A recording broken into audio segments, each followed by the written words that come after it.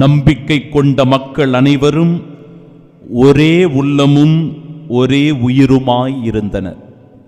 நம் ஆண்டவராகிய இயேசு கிறிஸ்துவின் அன்பும் அருளும் கிறிஸ்துவின் அமைதியும் உங்கள் அனைவரோடும் என்றும் இருப்பதாக. இறையேசுவில் பிரியமானவர்களே, நம்பிக்கை கொண்டு கிறிஸ்துவின் மீது அதிகமான விசுவாசமுடைய சாட்சிகளாக வாழ்ந்த திருத்தூதர்களுடைய வாழ்க்கையை பற்றி இன்றைய நாள் எடுத்து சொல்லுகிறது. நம்பிக்கை கொண்டவர்கள், இறைவன் மீது முழுமையான விசுவாசம் கொண்ட திருத்தூதர்கள், அவரோடு இருந்த பிற சீடர்கள், தொடக்க கால திரு அவையை பற்றி இது சொல்லுகிறது. அப்படியானால் அவர்கள் எத்தகைய மனநிலையில் வாழ்ந்தார்கள் என்பதற்கான தெளிவு இன்றைய முதல் வாசகத்தின் வழியாய் கொடுக்கப்படுகிறது. நம்பிக்கை கொண்ட மக்கள் அனைவரும் ஒரே உள்ளமும் ஒரே உயிருமாயிருந்தார்கள். அவர்கள் ஒரே உள்ளமும் ஒரே உயிருமாயிருந்தார்கள். அப்படின்னா ஒருவர் மற்றவரை நேசித்து அன்பு செய்து வாழ்கின்ற மனநிலை.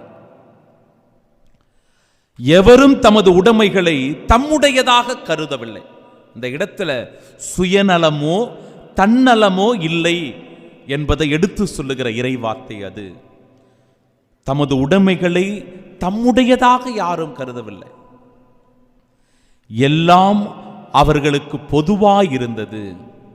ஒருவர் மற்றவரின் மீது அக்கறை காட்டுவது, ஒருவர் மற்றவருக்கு பகிர்ந்து கொடுப்பது, ஒருவர் மற்றவரோடு தொடர்பு கொண்டு ஒற்றுமையாக வாழ்கின்ற திருச்சபையை வலியுறுத்துகிறது இந்த இறைவார்த்தை.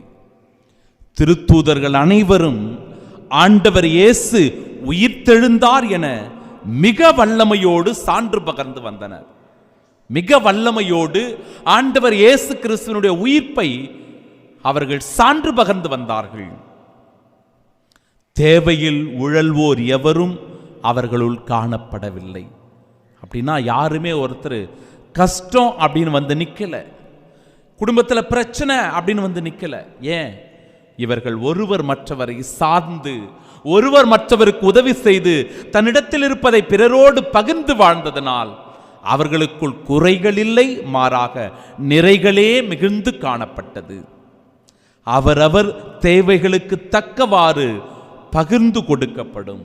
எல்லாத்தையும் அவர்கள் பொதுவாக வைத்து அவற்றை பகிர்ந்து கொண்டு வாழ்ந்தார்கள். அதற்கு ஒரு உதாரணத்தையும் ஆண்டவர் இந்த முதல் வாசகத்திலேயே குறிப்பிட்டு சொல்லுகிறார். சைப்ரஸ் தீவில் வாழ்ந்த யோசேப்பு எனும் லேவியர் ஒருவர் இருந்தார். அந்த யோசேப்புவுக்கு திருத்தூதர்கள் எல்லாம் சேர்ந்து ஒரு பெயரை வைத்திருந்தார்களாம். என்ன பெயர் அப்படின்னா, ஊக்குவிக்கும் பண்பு கொண்டவர் என்று பெயர்.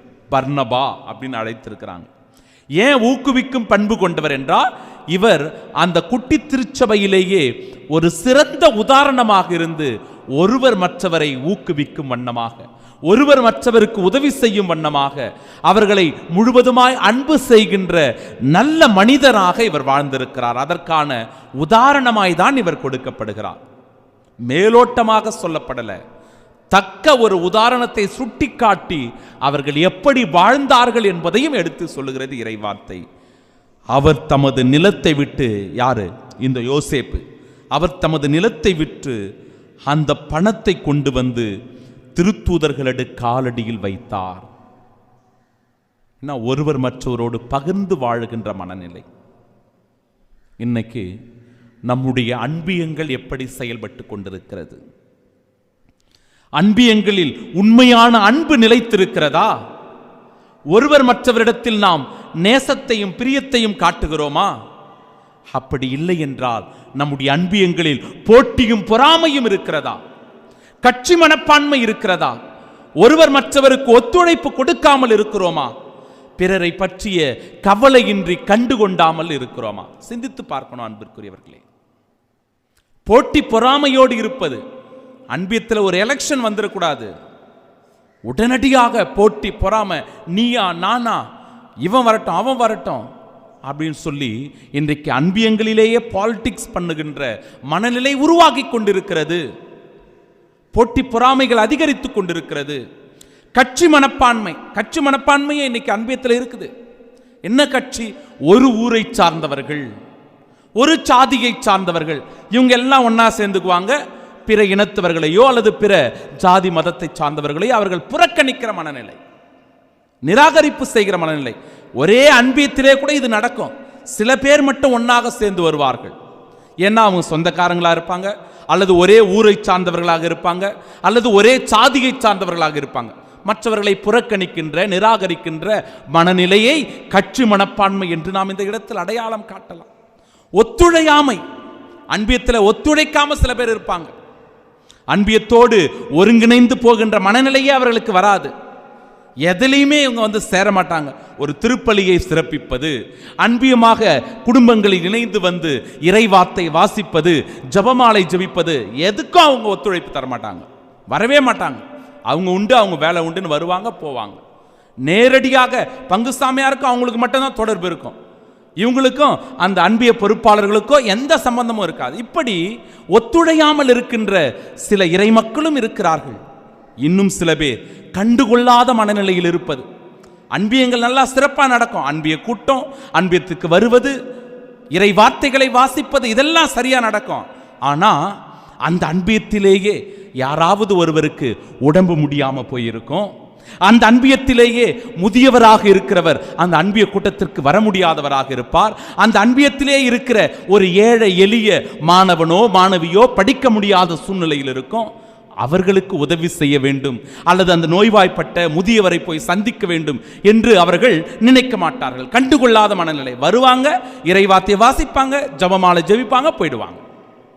அந்த அன்பியத்திற்குள்ளேயே என்ன நடக்கிறது என்று தெரியாத ஒரு மனநிலையில் வாழ்வது. எனவே என் அன்பிற்குரியவர்களே, தொடக்க கால அந்த திரு அவையை பற்றி சொல்லுகிற இன்றைய இறைவார்த்தை அவர்களுக்குள் எப்படி அன்பு இருந்தது, ஒருவர் மற்றவருக்கு பகிர்ந்து கொடுக்கின்ற மனநிலை இருந்தது, அவர்கள் எல்லோரும் எப்படி ஒருவர் மற்றவரை நேசித்து ஒற்றுமையோடு வாழ்ந்தார்கள் என்பதை எடுத்து சொல்லுகிறது இறைவார்த்தை.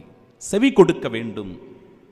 இன்றைய நற்செய்தியில 2 வார்த்தைகள் மிக ஆழமாக நம்முடைய மனதில் பதியும் வண்ணமாக எடுத்து சொல்லப்படுகிறது. நாம் ஒவ்வொருவருமே புது படைப்பாக மாற அழைக்கப்படுகிறோம். புது படைப்பு என்பது ஏதோ புதுசா பிறக்கிறது அப்படின்னு அர்த்தம் இல்லை, இன்னொரு பிறப்பு என்று அர்த்தம் இல்லை. நாம் வாழுகிற ஒரு வாழ்க்கையை அர்த்தமுள்ள விதத்தில் வாழ்வது, தூய ஆவியானவரால் நாம் ஆட்கொள்ளப்படும் போது நம்முடைய சொல்லும் செயலும் மாற்றம் காணும். அத்தகைய மாற்றத்தை ஆண்டவர் வலியுறுத்தி சொல்லுகிறார்.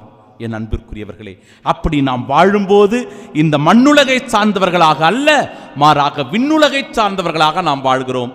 அப்படியாக நாம் புது படைப்பாக மாறுகிறோம். அதைத்தான் ஆண்டவர் நீங்கள் மறுபடியும் பிறக்க வேண்டும் என்று சொல்லுகிறார். பிறகு நாம் ஒவ்வொருவருமே நிலைவாழ்வு வாழ அழைக்கப்படுகிறோம். நிலைவாழ்வு, அந்த நிலைவாழ்வை எப்படி நாம் உரிமையாக்கிக் கொள்வது?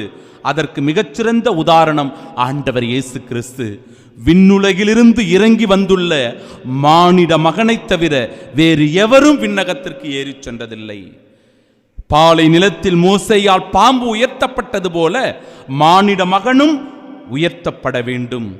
என் அன்பிற்குரியவர்களே, இந்த இறைவார்த்தை விண்ணுலகிற்கு ஏறி சென்ற ஆண்டவர் இயேசு கிறிஸ்துவை போல நாமும் நிலை வாழ்வில் பங்கு கொள்ள வேண்டும் என்றால் அந்த ஆண்டவர் இயேசு கிறிஸ்துவை முழுமையாக நம்புகிறவர்களாய், விசுவசிக்கிறவர்களாய் இருக்க வேண்டும். பாலை நிலத்தில் பாம்பு உயர்த்தப்பட்டது போல மானிட மகன் உயர்த்தப்பட்டார், சிலுவையில் உயர்த்தப்பட்டார். அவர் சிந்திய அந்த இரத்தம், அவர் கொடுத்த அந்த உயிர் நம் ஒவ்வொருவருடைய மீட்புக்காக என்று எவர் முழுமையாக விசுவசிக்கிறாரோ அவர்தான் நிலை வாழ்வை உரிமையாக்கிக் கொள்ள பாக்கியத்தை பெற்றுக் கொள்ளுகிறார். என் அன்பு சகோதரனே, சகோதரியே, புது வாழ்வும் நிலை வாழ்வும் நமக்கு கொடுக்கப்படுகிறது. உரிமையாக்கிக் கொண்டு இயேசுவின் உயிர்ப்பின் சாட்சிகளாய் வாழ்வோம். ஆமீன்.